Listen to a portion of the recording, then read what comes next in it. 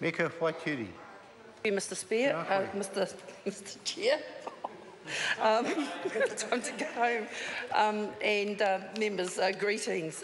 Sir, like the member for Kaikōura, I don't want to prolong this debate, but I do want to stand in support of it. Clearly, issues have been see, look, my mind's going now. Has been dealt with by all the members on this side. It was a bill that needed the urgency of this House.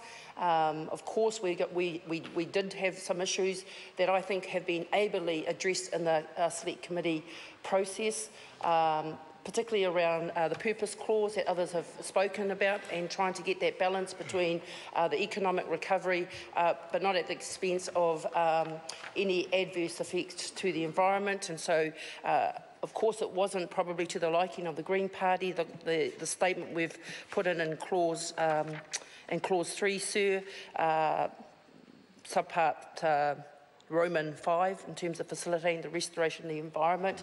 But clearly, in order to support a bill to aid and abet the recovery in both Hurunui and Kaikōura, we needed to have those checks and balances, Mr. Chair. And I'm confident the process that we have undertaken, the Select Committee, one of the hardest working Select Committees in Parliament, that we have addressed as best as we can those relevant checks and balances, sir. And I don't want to really go over them, but definitely clause 8, where we've talked about ensuring or the Minister taking in regard before he makes the order.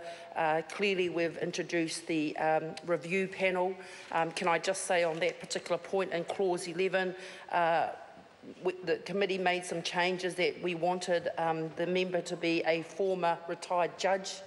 Before we had a judge or a lawyer of 7 years. So that's a recognition of retired judgment's capability that we wanted the convener of the panel advising the Minister that person be a former or a retired judge of the High Court. And of course, the other checks and balances in terms of once the order's been made from the Minister, that he not only shares it with the review panel for comment, but also the Regs Review Committee. And of course, if the House isn't sitting, sir, then the expectation is those orders will be shared to the political parties of Parliament.